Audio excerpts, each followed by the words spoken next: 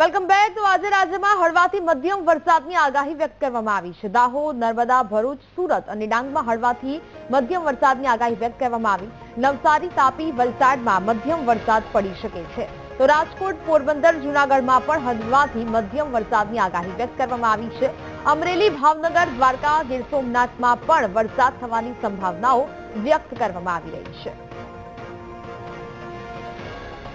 તો રાજકોટ, પોરબંદર, જૂનાગઢમાં પણ વરસાદી સંભાવનાઓ છે। ભાવનગર, દ્વારકા, ગીર સોમનાથમાં પણ વરસાદી વાતાવરણ જોવા મળી શકે।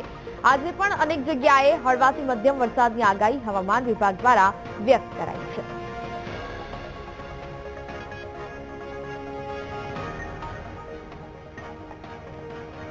પોરબંદર જિલ્લામાં કમોસમી વરસાદે ખેડૂતોની કમર તોડી નાખી છે। સતત પડી રહેલા વરસાદને કારણે બચેલો થોડો ઘણો પાક પણ હવે ધોવાઈ ગયો છે। ત્યારે ખેડૂતોની પરિસ્થિતિનો તાગ મેળવવા માટે કેબિનેટ મંત્રી અર્જુન મોઢવાડિયાએ બરડા પંથકના ભૂમિયાવદર, નટવર, કૃષ્ણવદર, બરખર અને ખીસરી અને નાખલા સહિતના ગામની મુલાકાત કરી હતી। સ્થિતિનું જાત નિરીક્ષણ કરી ખેડૂતો સાથે તેમની ચર્ચા કરી તો તંત્રના અધિકારીઓને સાથે રાખીને જાતે સર્વે કેવી રીતે કરાવવો તેની પણ માહિતી આપી હતી।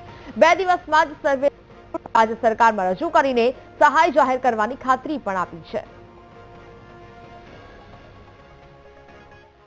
પોરબંદર જિલ્લામાં 5 થી શરૂ કરીને 7 ઇંચ સુધીનો વરસાદ પડ્યો છે અને એને કારણે કાંઈ થોડું ઘણું રહી ગયું હોય એમાં પણ ભારે નુકસાન પહોંચ્યું છે। એટલે આજે અમારી ભારતીય જનતા પાર્ટીના આગેવાનોની ટીમ, અધિકારીઓની ટીમ સાથે અમે ગ્રામ્ય વિસ્તારમાં સ્થળ મુલાકાત કરવા આવ્યા છે અને લગભગ જે ખેડૂતોનો તૈયાર માલ છે એ પાણીની અંદર જળબંબાકાર થઈ ગયો છે અને જે મગફળી ખેતરમાં રહી ગઈ છે, ઉપાડવાની બાકી છે, એને પણ હવે ઉપાડી શકાય એવી સ્થિતિ રહી નથી। એ સ્થિતિમાં મારી સાથે વહીવટી તંત્ર, ખેતીવાડી વિભાગના અધિકારીઓ પણ સાથે છે અને એમણે અહીંયા ઓફલાઈન ઓનલાઈન સર્વે કરવા માટેની માહિતી આપી છે। એટલે પોરબંદર જિલ્લાની અંદર હું માનું છું ત્યાં સુધી 2 દિવસની અંદર જ આપણે આ સર્વેની કામગીરી છે। ગઈ રાત્રે સાંજે 10 વાગ્યાથી સવારના 6 વાગ્યા સુધી 4 થી 5 ઇંચ વરસાદ પડેલો છે અને ખેતીવાડીનો સંપૂર્ણ પાક નિષ્ફળ ગયેલ છે અને સરકારશ્રીને અમારી નમ્ર અરજ છે કે તાત્કાલિક એક સ્પેશિયલ ખેડૂત માટે પેકેજ જાહેર કરી અને તાત્કાલિક સહાય ચૂકવી દે અને ઘાસચારો અને પશુ માટે કોઈ પણ ખાવા લાયક રહ્યું નથી। વીઘે 17 થી 20 હજારની નુકસાની છે એક ખેડૂત। દક્ષિણ ગુજરાતમાં ખેડૂતો શેરડીના રોકડિયા પાક તરીકે ગણાવે છે અને તેમાં પણ ખાસ કરીને નવસારીમાં મોટી સંખ્યામાં ખેડૂતો શેરડીની ખેતી કરતા હોય છે। જોકે ચાલુ વર્ષે કમોસમી વરસાદને કારણે શેરડીની ખેતી કરતા ખેડૂતો મુશ્કેલીમાં મુકાયા છે। શેરડીના ખેતરોમાં પાણી ભરાઈ જવાને કારણે મોટા પાયે નુકસાન થયું છે। રાજ્યમાં 22 જેટલી શુગર મિલ આવેલી છે અને જેમાંથી 13 કાર્યરત છે। દર વર્ષે નવરાત્રી અથવા તો દશેરાના દિવસે આ શુગર મિલો શરૂ થઈ જાય છે। જોકે કમોસમી વરસાદ પડતા ખેડૂતો શેરડીની કાપણી કરી શક્યા નથી। ખેતરો પાણીમાં તરબોળ હોવાથી શેરડી પણ રડવા લાગી છે અને જેને કારણે શેરડીના સાંઠામાં પોલાણ થવાની શરૂઆત પણ થઈ છે। વજન ઘટવાની શરૂઆત થતા ખેડૂતોએ મોટી ખોટ સહન કરવી પડે તેવી સ્થિતિ ઊભી થઈ છે। તેવામાં શેરડી ના આવતા શુગર મિલના સંચાલકો પણ હવે ચિંતામાં મુકાયા છે। આ નુકસાનમાંથી બહાર આવવા માટે ખેડૂતોએ સરકાર પાસે સહાયની માંગ કરી છે। છેલ્લા 10 વર્ષથી શેરડીની ખેતી કરું છું। આ વર્ષે શેરડીની રોપણી થયા અને આજે 16 મહિના થઈ ગયા છતાં હજુ શેરડીનું કટિંગ થયું નથી ને હજુ બી 15 દિવસ સુધી થાય તેમ નથી।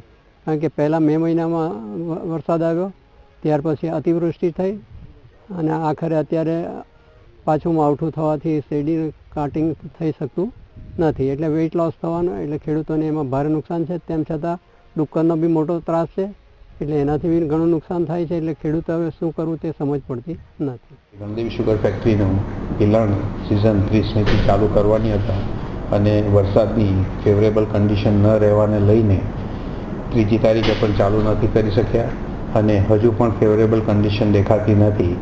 ખેતરોની અંદર પાણી ભરેલા છે, રસ્તાઓની સગવડ હજુ થઈ રહી નથી અને જ્યારે પણ વાહનો ખેતરની નજીક જતા થાય એવી પરિસ્થિતિનું નિર્માણ થાય એટલે શુગર ફેક્ટરીનું કટિંગ ચાલુ કરીશું। મજૂરોની વ્યવસ્થા આપણે કરી લીધેલી છે। કેટલાક મજૂરો વરસાદને લઈને તકલીફમાં છે, એમને પણ આપણે જે કંઈક સગવડો આપવા પડે એ આપી ચૂક્યા છે અને ટૂંક સમયમાં ફેવરેબલ કન્ડિશન ઊભી થાય અને આપણું સિઝન સત્વરે ચાલુ કરી શકાય એવી આપણે પ્રભુને પ્રાર્થના જ કરવાની રહી, બાકી આપણા હાથમાં કશું રહ્યું નથી. ખેડાના કપડવંજમાં સતત 5 દિવસ વરસેલા વરસાદે નુકસાની વેરી છે, જ્યાં મગફળીના પાથરા પલળી જતા ખેડૂતોને ભારે નુકસાની થઈ છે. મોટી રત્નાકર, શેલગઢ, ભીમપુરા સહિતના ગામોમાં ખેડૂતો પાયમાલ થયા. મગફળીનો પાક સદંતર નિષ્ફળ જતા ખેડૂતોની સરકારને અપીલ છે. ખેડૂતોએ સરકાર પાસે સહાય સાથે પાક ધિરાણ માફ કરવાની પણ માંગ કરી છે.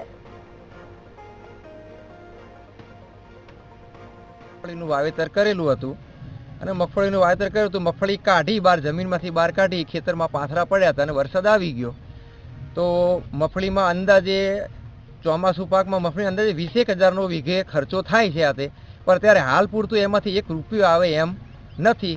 100% સંપૂર્ણ પાક નિષ્ફળ ગયેલ છે, ઉપાડેલો છે, બધો કોવાઈ ગયો છે. પશુનો ઘાસચારો પણ કોવાઈ ગયેલો છે આતે અમારે. તો અત્યારે ચોમાસું સિઝનમાંથી અમારે 1 રૂપિયાની આશા નથી અને જો આ બાબતે કદાચ સરકાર યોગ્ય વળતર આપે, સહાય કરે તો સારું છે. અને સહાયમાં અમારું મેઇન માંગણી એ છે કે પાક ધિરાણ જ નાબૂદ થવું જોઈએ એમ. અમારે હાલમાં મગફળીનું વાવેતર હતું, મગફળીનું વાવેતર ફેલ થઈ ગયું છે આ વરસાદના હિસાબે, એટલે એમાં નથી ઘાસચારાનું રહ્યું કે નથી માણસનું રહ્યું, કાળું મેસ ખાતર થઈ ગયું છે. હવે અમે પશુપાલન કઈ રીતના જીવાડી શકવી કે એ ખેતીની અંદર ફરી બીજો નવો પાક કઈ રીતના કરી શકવી, તો અમારું કહેવાનું નમ્ર વિનંતી છે કે સરકાર અમને કોઈ પણ રીતે સહાય કરે, કે અમારું તો એ જ કહેવાનું છે કે પાક ધિરાણ અમને માફ કરે તો જ ક્યાંક થોડુંક થાય. દ્વારકા જિલ્લામાં વહેલી સવારથી જ વરસાદી માહોલ છવાયો છે, જ્યાં કલ્યાણપુર તાલુકાના લાંબા અને આજુબાજુના અનેક ગામોમાં વરસાદ થયો છે. ઉરંગા, ભાણવડ, ખંભાળિયા સહિતના ગામોમાં વરસાદ થયો. ફરી વરસાદ શરૂ થતા ખેતરમાં પાણી ભરાયા. વધુ વરસાદ આવે તો ખેડૂતો શિયાળુ વાવેતર નહીં કરી શકે તેવી ચિંતા સતાવી રહી છે. સંવાદદાતા અશોક ફોન લાઈન પર જોડાયા છે. અશોક, દ્વારકા જિલ્લામાં વહેલી સવારથી ફરી વરસાદી માહોલ છવાયો છે, શું સ્થિતિ? જે વાત કરવામાં આવે તો અરબ સાગરમાં જે ડિપ્રેશન છે તે હાલ નબળું પડ્યું છે અને હજુ 24 કલાક જેટલો સમય છે કે જગતના તાતને મુસીબતનો સામનો કરવો પડે. આજે વહેલી સવારથી જ દેવભૂમિ દ્વારકા જિલ્લામાં આમ તો સર્વત્ર વરસાદ કહી શકાય. જામ ખંભાળિયા તાલુકાના ગામડામાં પણ સારો એવો વરસાદ પડેલો છે. કલ્યાણપુર તાલુકો છે, ભાણવડ તાલુકો છે અને ઓખામંડળ તાલુકામાં પણ વહેલી સવારથી જ ઝરમર અને ક્યાંક સારા એવા ઝાપટા પડેલા છે કે ખેડૂતોની મુસીબતમાં વધારો કરેલો છે. જી બિલકુલ અશોક, જાણકારી બદલ આભાર.